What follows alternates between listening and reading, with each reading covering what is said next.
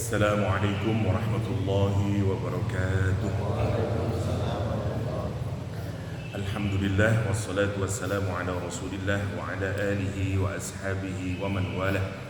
Asyhadu an la ilaha illallah wahdahu la syarika lah wa asyhadu anna Muhammadan abduhu wa rasuluh wa safiyuhu wa khaliluh addal amanah wa nasahal ummah wa jahada fi sabilihi haqqa jihadih.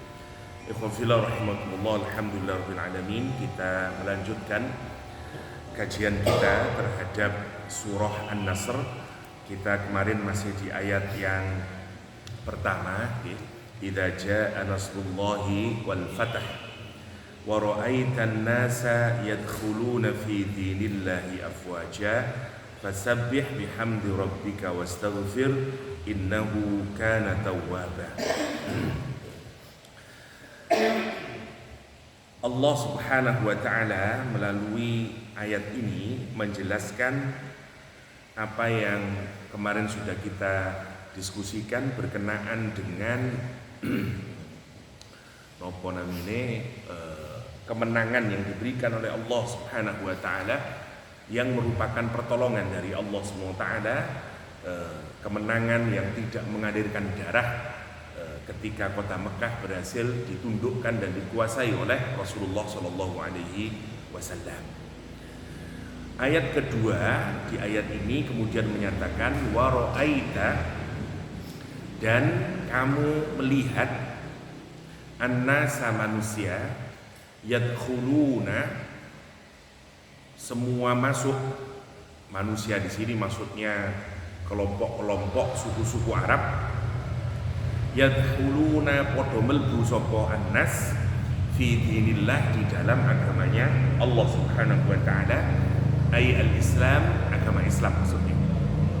Kula waos riyen jalalen nggih kersane tetep maos kitabe. Afwajan ay jama'at ba'dama kana yadkhulu fihi wahidin. Afwajan kelompok-kelompok, ay jamaah ba'da makana, setelah sebelumnya, yadkhulu fihi, masuk di dalam agama Islam, wahidin satu orang, wahidun seorang. Wadhalika, dan hal tersebut ba'da fathi Makkah, setelah pembukaan kota Makkah, ja'ahul Arab, datang orang Arab, min aqtaril ard, dari beberapa penjuru bumi, ta'i'ina, dengan sukarela. Imam Jalalain menuturkan di ayat ini bahwa efek dari Fathu Makkah itu membuat suku-suku Arab min aqtaril ard, dari berbagai penjuru, datang ke kota Madinah atau ke kota Makkah untuk taslim kepada Rasulullah SAW dan masuk Islam. Tahun ini dikenal dengan Amul Wufud atau tahun delegasi. Bedanya adalah kalau sebelum Fathu Makkah orang masuk Islam itu wahidun, satu-satu, fardan, sendiri-sendiri. Pasca Fathu Makkah orang masuk Islam afwajan, ay jama'at, berkelompok-kelompok. Apa perbedaannya? Orang masuk Islam itu kalau sendiri niku melalui proses berpikir yang mendalam, sehingga kemungkinan orang itu ikut-ikutan masuk Islam hampir tidak ada.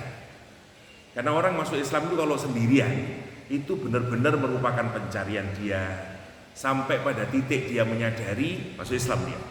Seperti Umar bin Khattab, seperti Tufail bin Amr, seperti Abu Hurairah, dan seterusnya. Semua sahabat Nabi yang masuk Islam secara sendiri-sendiri karena proses yang panjang.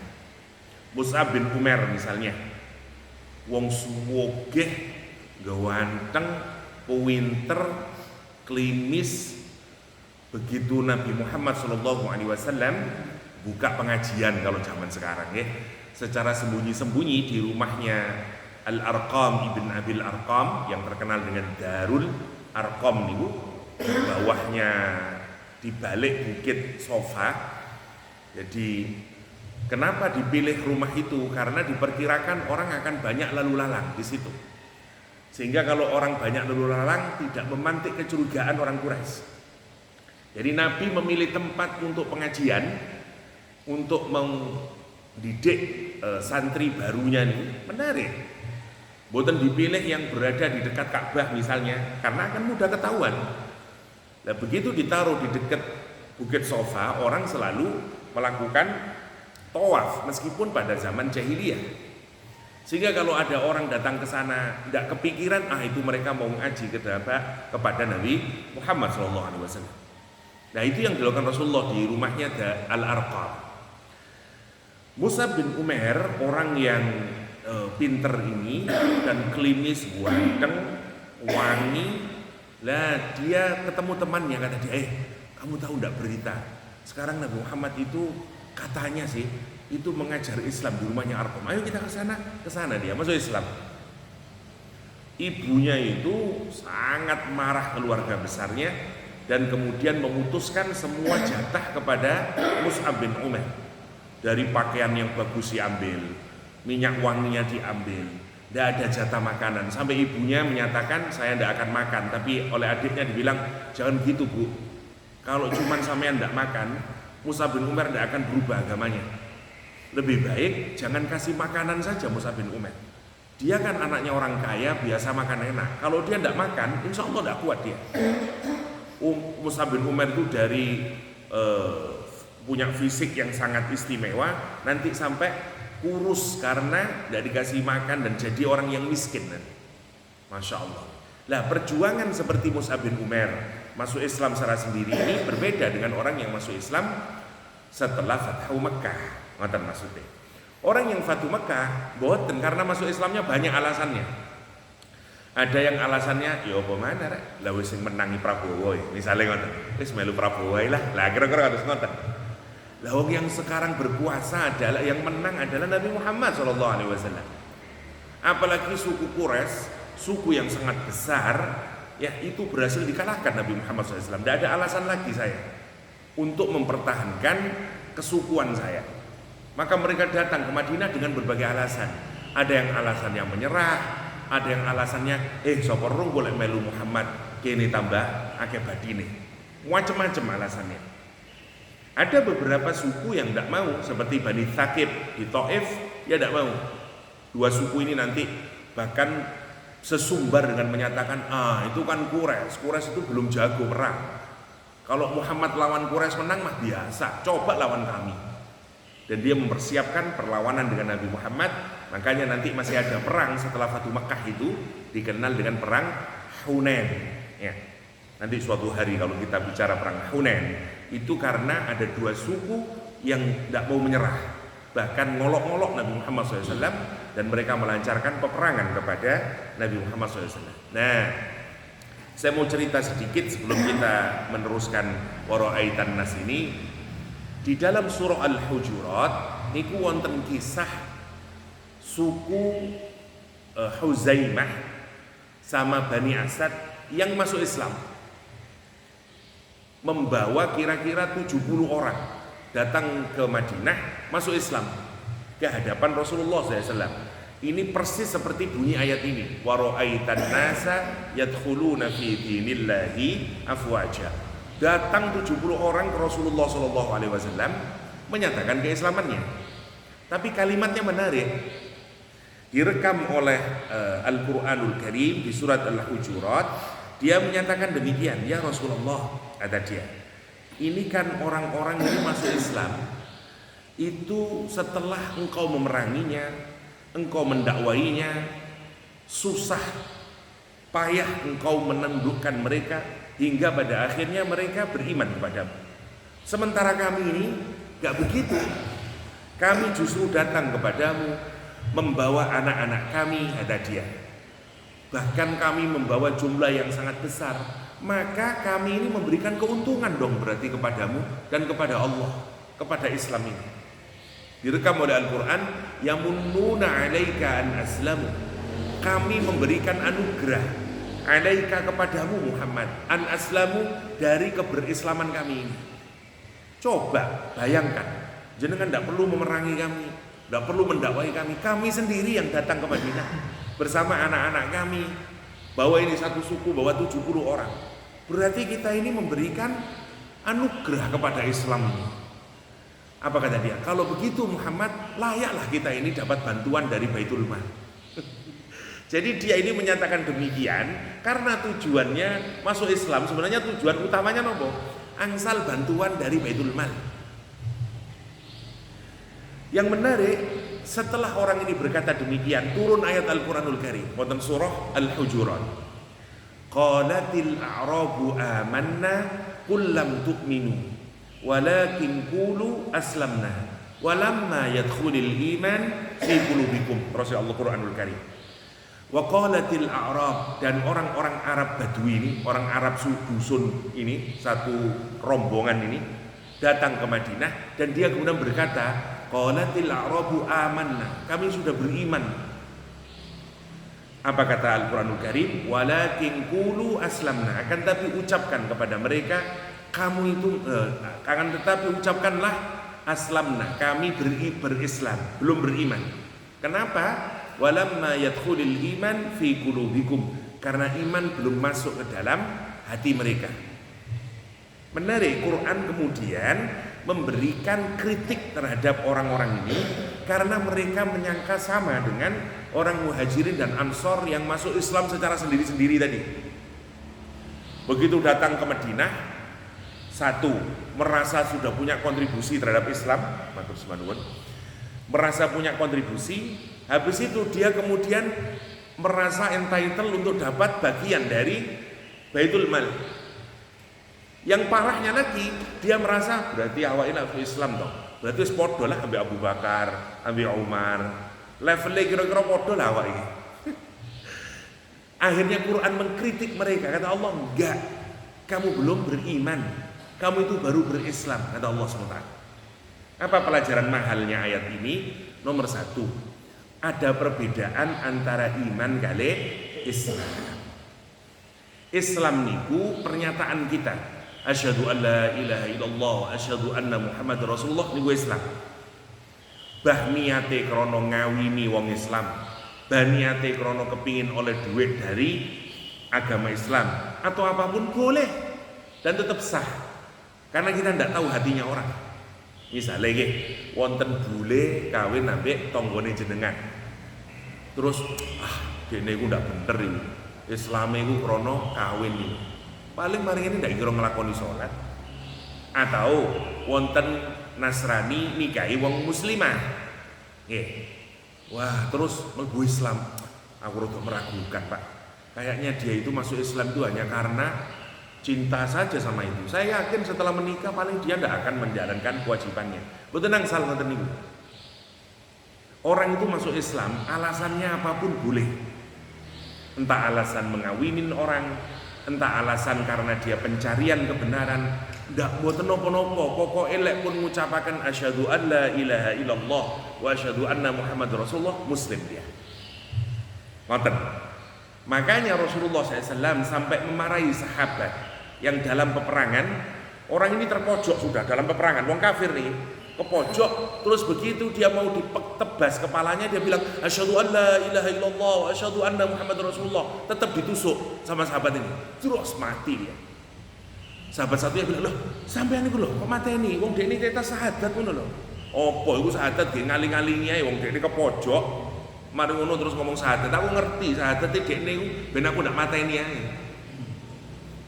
Tapi ndak oleh ngono, dekne wis ngomong syahadat ya gak iso dilaporkan kepada Nabi setelah perang. Nopo terus Kanjeng Nabi? Memangnya kamu tahu hatinya seseorang? Kata Rasulullah. Meskipun kalau kita pikir secara logika, sebenarnya dia dipakai untuk tameng saja. Tapi rumus fikih di dalam Islam niku urusan keislaman itu seperti rumus prinsip dalam Islam. Nahnu nahkumu bidzawahir, ya. Kita ini menghukumi zahirnya. Urusan batin Gusti Allah yang tahu. Gak usah jenengan metani atine tiyang. Memangnya kita punya teleskop untuk bisa deteksi atine orang? Boten nangsa. Bah krono alasan apa lek wis wong niku ngomong asyhadu alla ilaha illallah wa asyhadu anna muhammadar rasulullah kita terima. Wah dia orang muslim. Tapi dia mukmin derek. Ngoten maksudnya. Jadi Islam niku paling dasarnya adalah paling minimal syahadat. Meskipun nanti Ustaz, dia niku muslim tapi mboten salat, nopo sik tetep Islam, tetep Islami. Tapi dia pelaku dosa besar. Namanya nabut lek mboten salat nih. Lek terus Fathul Muin, nggih, lek terus kitab Fathul Muin, lek ono wong Islam baligh, berakal, sehat, terus mboten gelem salat, terus wis dinasehati kongkon salat, tetep mboten purun salat. Padahal dekne meyakini salat niku wajib ain, fardhu ain, moko wong iku oleh dipateni. Tapi mboten kula lan jenengan sing mateni, mahkamah sing mateni. Niki lek teng hukum Islam. Krana masuk hukum jahidan ya dengan kewajiban sholat, menolak kewajiban sholat. Beda lek wong dikeken tobat, ya wis aku tobat. Nah niku mboten nangsa. Bahkan lek teng Fathul Muin, meskipun dorong diminta taubat, iku pelakunya misalnya wonten wong ndak nanti sholat, ngaku Islam tapi ndak nanti sholat, terus misalnya dipateni sama khalifahnya, nih oleh presidennya, terus kemudian padahal belum diminta untuk bertaubat, itu yang membunuh al-bujune boten dihukumi dhaman, ndak pidana, dia hanya dianggap berbuat dosa mawon. Sampai sak monten lek teng kitab fikih Fathul Muin sing dikaji teng pesantren niku. Saking pentingnya salat. Nah niki penting disosialisasikan ngoten niku. Kersane wong Islam cek ne mboten ngentengaken salat. Lah ngaten to. Karena kita nih saiki ngentengaken salat, wong ndak salat wis biasa lah. Lang bonteng wis biasa Ustaz. Penting salat niku. Sampai sora fikih ibarate wong mboten salat, lek misale iki negara Islam, nggih, yang menerapkan aturan Islam, ono wong ndak salat dikandani, terus ditangkep, dikandani sama hakim, dikongkon tobat dan seterusnya mboten purun, boleh dibunuh. Coba bayangno, lek niku dilampahi teng Indonesia, wah lho, niku kata ingkang dipancung lehernya, masya Allah. Kula mawon ngaos niku tuh kenceng nih, karena hukumnya itu sama dengan orang yang murtad nanti nilainya nih. Kecuali orang sing purun taubat, ya, atau dia tidak tahu kewajiban sholat karena belum ada ilmu buat dia. Niku tentang sholat, ya, saking pentingnya sholat. Tetapi tidak mengeluarkan orang dari kekufuran. Tetap dekne niku nggih muslim, pelaku dosa besar. Ya, kecuali kalau dia sudah tidak meyakini kewajiban sholat, lah niku sangat kufur, ngoten. Niki mboten wonten sing nglampahi sampun sakniki mboten wonten. Margane lek teng Saudi napa toko-toko kudu ditutup karena mereka berusaha untuk menerapkan kewajiban agama bahwa wong Islam niku kudu salat. Ngoten maksudnya niku. Meskipun sakniki nggih pun tambah mboten kados zaman riyin, ditutup tokone teng jero nggih tetep wong mboten salat. Nggih, tetep teng restorane dhewe-dhewe dan seterusnya. Kenceng lek teng Fathul Muin niku ngoten. Balik malih. Jadi Islam kali iman niku berbeda. Lek muslim niku cukup sahadah ukurane, lek iman mboten. Napa ukurane iman niku? Nanti kalau dia menjalankan perintah Islam nih, nggih salat, nggih poso, nggih zakat, nggih haji. Kalau dia melakukan terus-menerus, nanti akan masuk iman ke dalam hatinya. Jadi semua ibadah, ketundukan dan kepasrahan kita kepada Allah, kalau niku dilaksanakan terus-menerus, nanti memunculkan iman. Nah, ciri lek tiyang niku dereng gak ada iman, ciri pertamane nopo? Ngeroso duwe kontribusi yang Islam. Niku hati-hati. Awak iki kira-kira duwe iman napa ndak? Ciri pertama, wong sing mboten gak ada iman, ngeroso duwe kontribusi yang Islam. Kaya wong niki mang. Oleh mlebu Islam terus ngeroso, kula niku berarti wis ngasih manfaat sama Islam. Nah, wong sing kados ngoten iku tandane imane rapuh atau mboten gak ada iman. Nomor setunggal. Nomor kalih, cirine wong niku sing mboten gak ada iman adalah dalam beragama transaksional. Dia baru masuk Islam terus ngerasa berarti awak iki wis kudu entuk oleh duit itu kan Baitul Mal. Orangnya transaksional. Kalau dia sholat terus, ya Allah, kula pun sholat deh, kula rezeki kula kok ruwet ngeten ya Allah. Ya Allah, kula pun sedekah. Niku tanda iman tipis atau bahkan mboten gak ada iman. Karena semua amal ibadah yang dia lakukan sifatnya transaksional. Mboten mengeluarkan dia dari Islam, Islam dia. Tapi lek jenengan kepingin ningali tiang sing iman kuat, dia ini kalau beribadah, ya memang karena dia menyadari dirinya adalah kaulane Gusti Allah Subhanahu wa taala. Boten transaksional dalam ibadah. Ngoten. Semakin orang transaksional, semakin menunjukkan kualitas iman yang rendah. Semakin boten transaksional, semakin menunjukkan kualitas iman yang kokoh. Ngoten rumusnya nih. Kalau berkaca kepada surah Al-Hujurat. Okay. Karena itu Quran menyatakan dikritik oleh Al-Quranul Karim. Ya, qalatil a'rabu amanna qul lam tu'minu walakin qulu aslamna walamma yadkhulul iman fi qulubikum. Ya, masyaallah. Oke. Apa kata Allah Subhanahu wa taala di ayat tadi? Wa ra'aitan nasa yadkhuluna fi dinillahi afwaja. Ini termasuk bagian dari nikmat yang diberikan oleh Allah SWT kepada Nabi Muhammad SAW. Karena ayat ini turun sebelum Nabi Muhammad tahu bahwa beliau akan memenangkan kota Mekah, bahwa nanti semua suku-suku Arab itu akan masuk Islam semuanya, tunduk patuh kepada Rasulullah SAW. Ini bagian dari mukjizat historis atau prediksi yang diberikan oleh Allah SWT kepada Nabi Muhammad SAW di dalam Al-Quran. Oke, niku lek boten Gusti Allah boten saged memprediksi bahwa nanti Muhammad kamu akan menang melawan kota Makkah, dan dalam saat itu orang-orang suku-suku Arab akan datang menemuimu, masuk Islam secara bergelombang-gelombang. Niku bagian dari wahyunya Allah Subhanahu wa taala. Wa ra'aitan nasa yadkhuluna fi dinillahi afwaja. Nanti semuanya ada penjelasan kat Imam Bukhari kenapa sih banyak suku Arab niku yang belum masuk Islam dan baru setelah Fatu Makkah masuk Islam. Karena sebagian suku-suku Arab itu nunggu dulu. Karena sebagian meyakini ngeten, aku saya rodok percaya Nabi Muhammad itu nabi, ajarannya benar, tapi santai ini dhisik lah. Kalau memang dia bisa menguasai kota Makkah, berarti dia nabi beneran. Kenapa?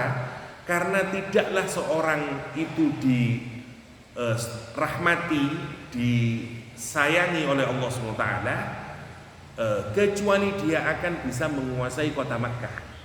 Karena siapapun yang bukan nabinya Allah, utusan Allah, atau dirahmati oleh Allah, kalau dia mau menguasai kota Mekah, pasti dia tidak akan berhasil.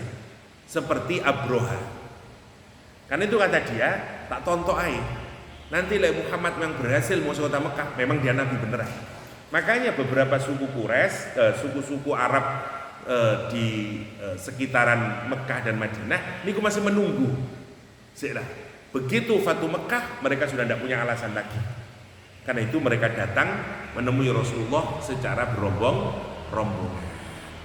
Fasabbih, maka bertasbihlah, bihamdi rabbika, dengan memuji Rabbmu, ay mutalabbisan bihamdih, yaitu dengan menggunakan atau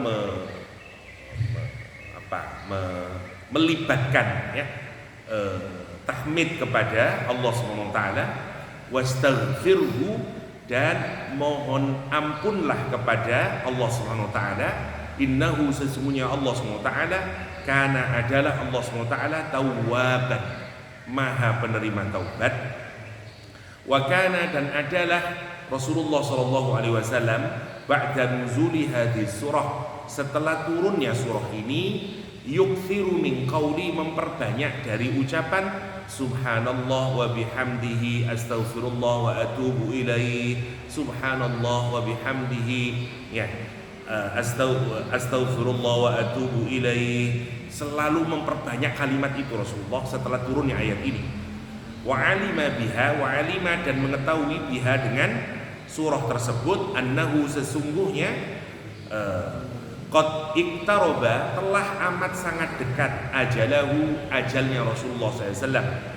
Wa kana fathu Makkah fi Ramadan, adapun fathu Makkah itu terjadi fi Ramadan, di bulan Ramadan, sanah samanun, tahun ke-8, wa tuwfiya sallallahu alaihi wasallam fi Rabiul Awal, dan Nabi Muhammad sallallahu alaihi wasallam meninggal dunia fi Rabiul Awal, di bulan Rabiul Awal, sana asyrah, tahun ke-10 Hijrah.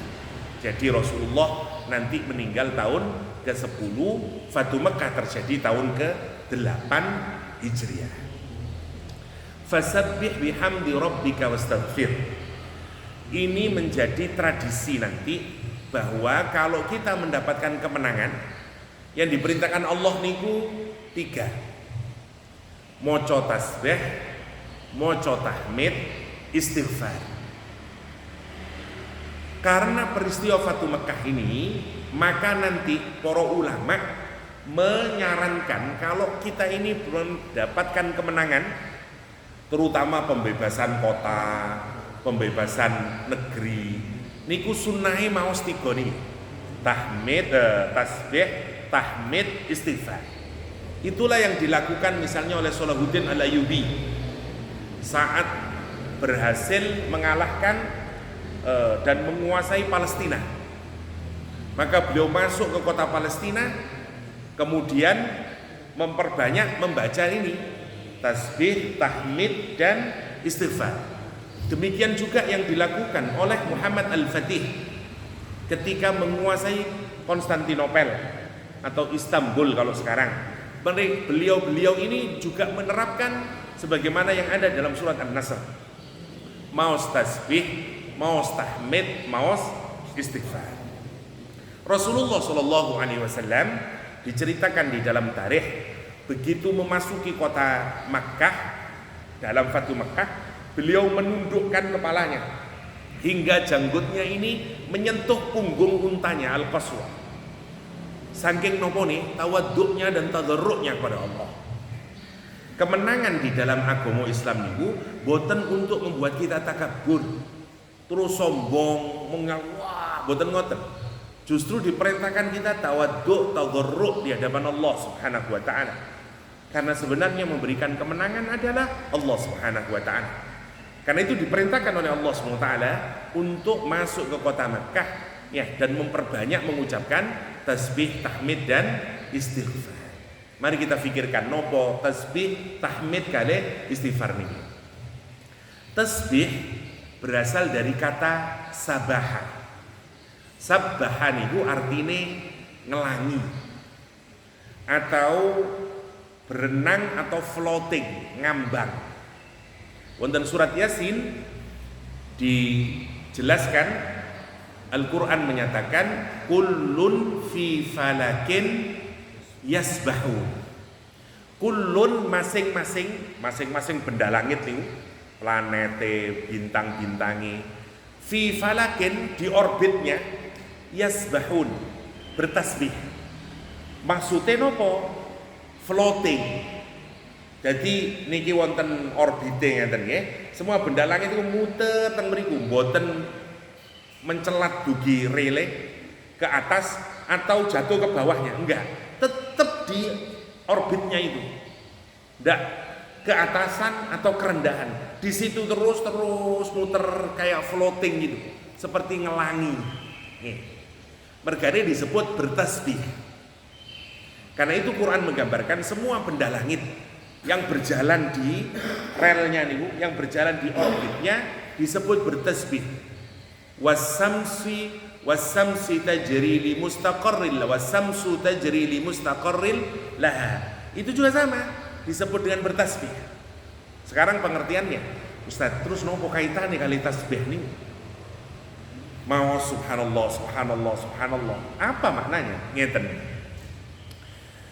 Karena itu olahraga berenang bahasa Arabnya sibahah. Gitu, berenang. Orang itu kalau berenang atau floating, dia mempertahankan posisinya. Boten keduren utawi boten kerendahan. Dia di posisi yang tetap terus ngeten dan dia berusaha sekuat-kuatnya. Ambekan sampai menggos-menggos. Ya, dia berusaha tetap di tempat posisinya ini terus, karena kalau kerendahan ngilep deh nih, kalau ke atasan ngawang deh nih, duduk berenang, dia tetap di atasnya dan semakin jauh orang berenang. Dari makna itu kemudian kata tasbih diambil. Tasbih berarti kita berusaha sekuat mungkin untuk mempertahankan pemahaman kita bahwa Allah itu maha sempurna, terbebas dari apapun celah, terbebas dari apapun yang kemudian tidak layak untuk dilekatkan kepada Allah Subhanahu wa taala. Namini tasbih. Saya mudahkan dulu. Terus Quran tasbih niku misalnya wonten mangke kalau kita sampai di surat Al-A'la yang paling sering kita baca kalau Jumatan, sabbihisma rabbikal a'la. Tasbih ngeten. Kita ini mengenal Allah melalui 3. Nomor setunggal zatipun, nomor kali nama dan sifatnya, nomor 3 perbuatannya. 3-tiganya harus kita sucikan. Mensucikan itu nopo? Saya ngeten maksudnya mensucikan ini. Membuang nopo mawon yang orang melekatkan kepada Allah padahal tidak sepantasnya dilekatkan kepada Allah. Terus kita buang semuanya. Wah ngawur ya, tidak pantas ini. Gusti Allah itu sempurna, maha suci dari segala macam kekurangan dan sifat-sifat yang tidak layak dilekatkan kepada Allah. Ini namanya tasbih. Saya kasih contoh nomor 1. Tasbih terhadap zatnya Allah. Ono wong ngarani Allah itu aslinya terdiri dari beberapa bagian. Niku mboten layak. Kita kemudian mentanzihkan, mensucikan. Ngawur enggak. Lek jenengan mboten meyakini niku jenengan bertasbih terhadap zatnya Allah. Enggak, Gusti Allah cuma satu. Tidak diduakan, tidak beranak, tidak diperanakkan. Namanya tasbih terhadap zatnya Allah. Niki gampang tasbih. Nomor kali, niki semua apa? Tasbih terhadap sifat dan namanya Allah. Misalnya jenengan meyakini Allah nggak ada sifat namanya Al-Adil, Maha Adil. Jenengan tumut proyekan, wis presentasi, proposale wapik, regane nggih pantes dan keren banget, ilmiah banget. Sing koncone jenengan presentasi ini elek, kabeh elek kabeh lah. Regane nggih unda-undi. Sing menang koncone sampean. Karena koncone jenengan ngasih amplop kepada salah satu pimpinan di situ sebelumnya. Ya parani yang umai kayak Igona gini dan seterusnya. Sehingga waktu presentasi jenengan tidak bisa udah dikalahkan. Terus padahal wis di depan mata itu adalah kemenangan saya. Tapi mboten menang, mulai lesu. Dari bojone, "Ya apa Mas? Menang ya Mas ya? Alhamdulillah iso oleh proyek Mas ya." Enggak deh, kalah deh. Sumpek mulai masuk ke pikiran kita. Karepe Gusti Allah iku apa sih? Lah wong aku iku sing bener. Aku jujur. Presentasiku yo apik. Aku enggak ngoro, aku enggak korupsi, aku enggak bribery. Aku enggak riswah, enggak nyogok uang. Sementara koncoku iku sing nyogok kok dekne. Di mana keadilanmu ya Allah? Jarene jenengan maha adil kok ngene ternyata. Lah, niku namine jenengan mulai boten bertasbih kepada Allah. Kenapa? Karena sekarang jenengan mempertanyakan keadilan Allah. Mulai kerasa abot niku. Nah, wong tasbih meskipun jenengan angsal kados ngoten, tapi lek jenengan saged, ya Allah, kula tahu niki kezaliman. tapi kulo yakin ini sudah ketentuan darimu, dan saya menerima ketentuan itu karena pasti wonten hikmah yang terbaik di baliknya. Saya tidak akan mungkin boten yakin terhadap keadilanmu ya Allah, mesti nanti wonten hikmah. Panjen kulo saniki dizalimi tiyang, tapi tidak akan menggeser sedikit pun keyakinan saya bahwa engkau maha adil, bahwa engkau niku maha penyayang. Lek jenengan saged ngoten, jenengan bertasbih kepada Allah. Abot kapan? Lek wonten masalah. Tapi lek boten wonten masalah, enteng tasbih wis subhanallah, subhanallah, subhanallah. Contoh malih,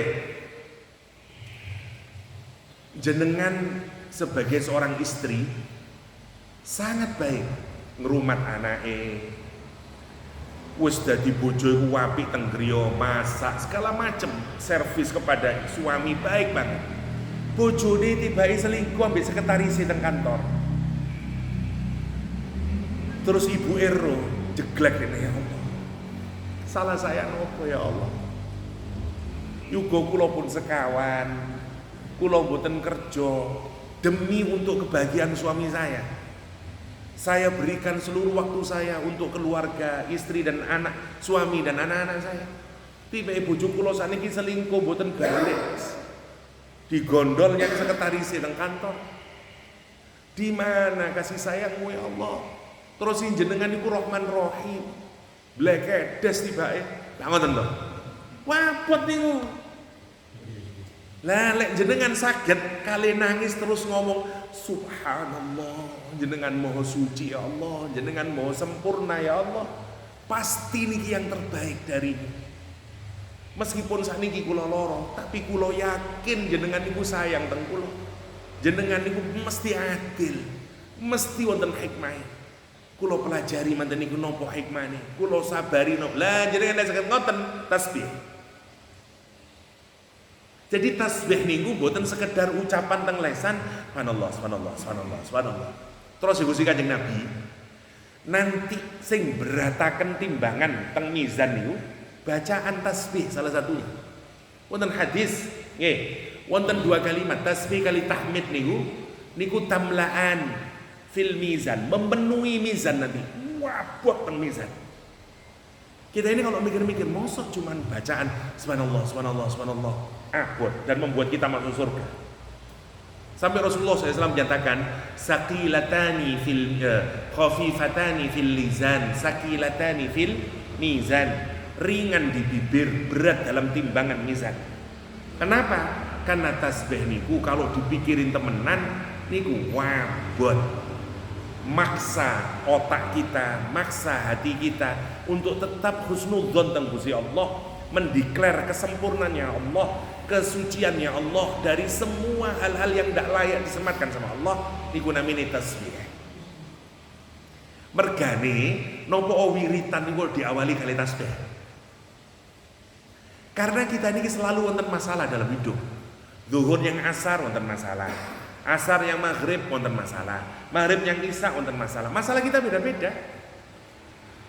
Mulai subuh ke zuhur di kantor dia dimarahi bos.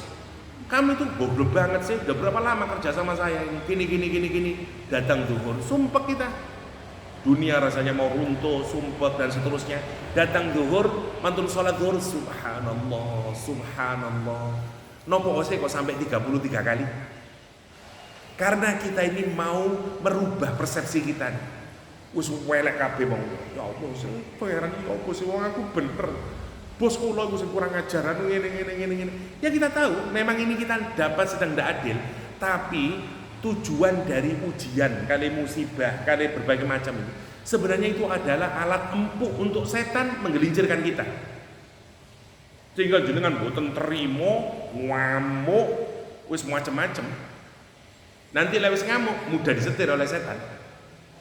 Akhirnya kita emosional, akhirnya kita mboten percaya, sampai puncaknya kita tidak percaya lagi sama Allah. Saya tidak percaya lagi sama Allah, Ustaz. Saya ini pedagang, Ustaz. Saya itu rajin ngasih infak sedekah ke masjid. Anak yatim saya kasih banyak. Kok bisa saya ditipu orang? Sekarang saya hancur dan saya bohong semuanya. Ustadz bilang itu sedekah daful bala, bahwa gini-gini. Buktinya saya hancur bisnis saya, Ustaz. Enggak ada Tuhan niku. Sangoten tiyang niku. Lah ngene. Karena ujian niku. Lah lek saged tasbih, makanya tasbih itu berat seperti orang yang berenang tadi ini. Masih wabuk wis tetep aku enggak. Gusti Allah sing bener. Gusti Allah mesti maha baik. Gusti Allah mesti maha adil. Ngoten. Niku namine tasbih. Kenapa kok harus 33 kali? Lek teng psikologi namine logoterapi. Orang niku lek kita ini harus dididik, otak kita, perasaan kita harus dididik. Ndak iki apik. Ngeten nggih cara gampange niku, cara gampangnya.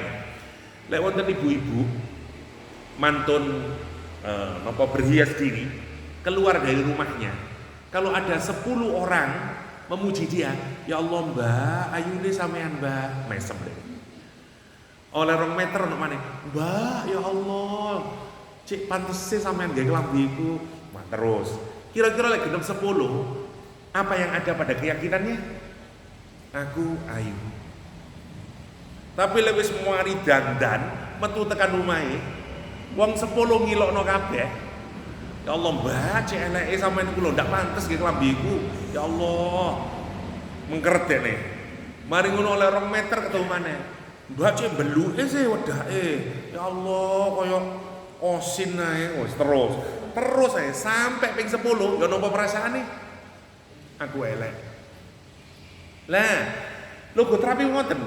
Nggih. Oh, jadi kenapa kita diulang-ulang 33 kali?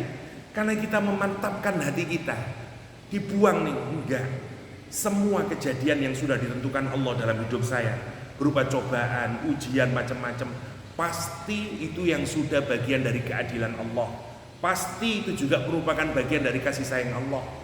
Kula terami ya Allah, husnudzon kula ya Allah. Meskipun ini mungkin ada kesalahan saya, mungkin ada kezaliman yang saya terima, saya ambil hikmahnya, saya akan benahi. Namine tasbih. Jadi kan nek saged ngoten kali nangis, subhanallah. Panjenengan abot subhanallah, subhanallah. Mangke lak pelan-pelan terus hati persepsi kita berubah. Monggo jenengan pikiraken. Apa yang membuat Nabi Yunus diselamatkan oleh Allah dari dalam perut ikan? Tasbih. Gara-gara tasbih. Nabi Yunus ditangkap ikan, berada dalam kegelapan demi kegelapan. Jangan bayangkan, gelape laut, gelape perutnya ikan, boten wonten pun pertolongan. Apa yang membuat dia keluar? Karena tasbih. Sebenarnya kunci dari keluar dari masalah niku nomor 1 tasbih. Napa terus ucapan Nabi Yunus yang direkam wonten Al-Qur'an? La ilaha illa anta subhanaka subhanaka inni kuntu minadh dhalimin. La ilaha illa anta subhanaka inni kuntu minadh dhalimin. Karena doa itu Allah mengijabah Nabi Yunus. Jadi kunci masalah niku nopo? Tasbih. Kalau dilogikakan, nopo kunci masalah niku? Benahi persepsi. Kita ini kalau wonten masalah, niku lah sumpek pikiran, sehingga tidak ketemu solusi, tambah mumet. Tasbih niku adalah merubah persepsi kita. Enggak ini apik iki. Panjenengan Gusti Allah ngeten. Saya kasihkan contoh nyata pun. Dik Doang, artis Dik Doang jenengan ngertos? Dia memfoto Nike Ardilla. Kula wingi nonton TikTok. Nike Ardilla niku kan wah zaman kula lah. Niku sinten sing mboten ro Nike Ardilla? Artis paling cantik, paling terkenal saat iku lah ngoten. Suatu hari motong rambut Nike Ardilla niku. Akhirnya banyak yang kecewa karena hilang ayune, kalau ibaratnya banyak orang-orang kecewa gara-gara motong rambut. Dik Doang membayar Nike Ardilla untuk foto. Entek telung roll di foto. Meskipun kecewa Dik Doang, kalau pokok dipotong rambutnya ini wes pokoknya di foto, tapi tetap ayu dari Dik Doang nih. Di foto pun mantun-mantun diparingaken teng majalah ya. Boten wonten sing nerami karena nggak suka dengan potongan pendeknya rambut Nike Ardilla. Padahal wis biaya entek akeh. Wis diterima ae. Iki lak ujian to berarti. Ndak suwe tekan niku mati di Kardela tabrakan nih. Semua orang mencari di Kardela, sisa-sisa nih. Dan Dik doang kemudian kebanjiran karena semua orang mencari fotonya yang paling dekat dari Nikardela.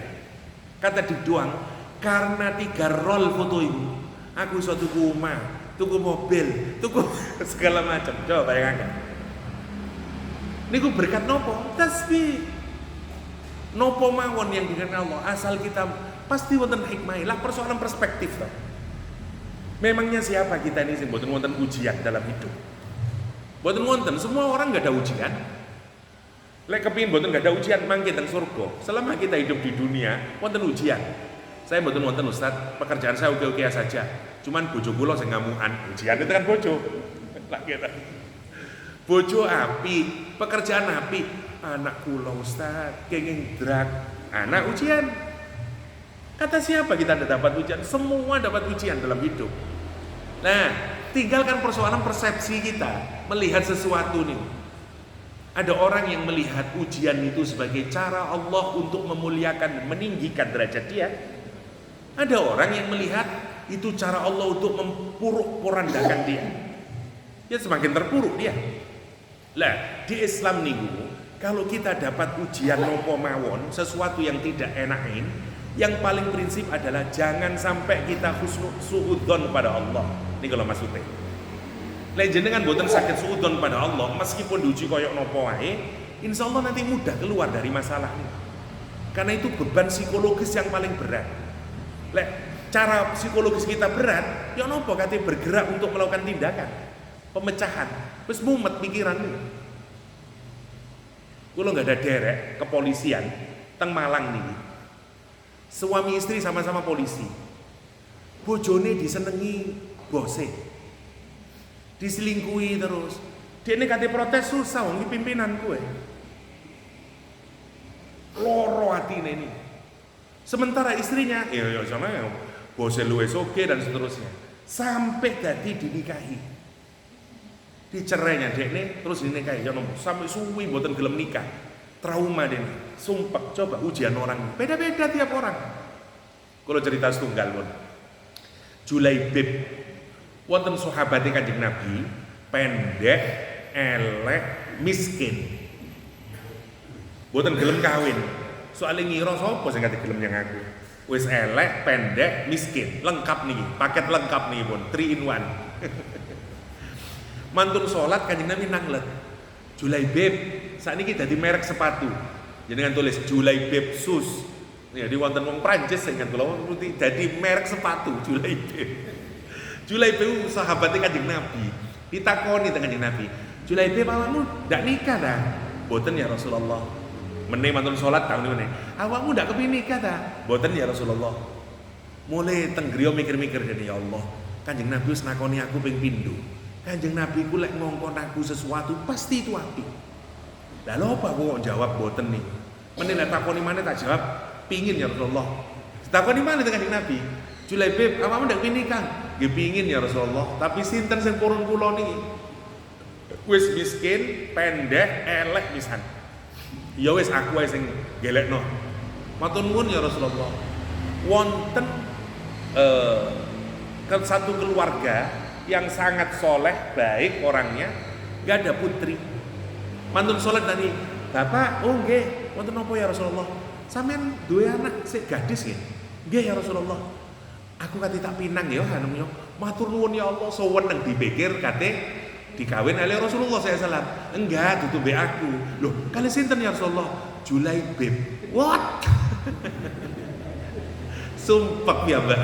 Mulai teng griya ngomong kali ibuke, "Bu, anak kita mau dipinang oleh Rasulullah." Alhamdulillahirabbil alamin. Dudu kali kali sapa? Julaibib. Napa teruse ibuke niki? Wallahi, jenengan waos teng tarikh. Ngomong ini sampai sumpah ibuke. Wallahi, aku tidak akan pernah memberikan anakku kepada Julaibib. Bapak yang ngomong, tapi ki Gusti Kanjeng Nabi sing njaluk. Bah Kanjeng Nabi nggak ngurus aku, tukaran wong loro niki. Anake metu tekan kamar. Wonten napa, Bah? wonten napa Mi? Iki lho umikmu iku lho.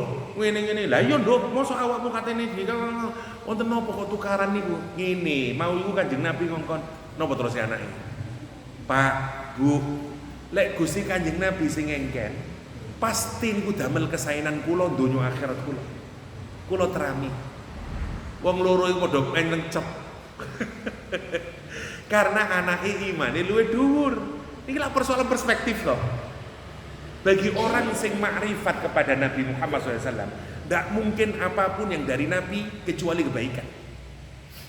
Sekarang monggo dipikirkan, tidak mungkin yang datang dari ketetapan Allah SWT kecuali kebaikan.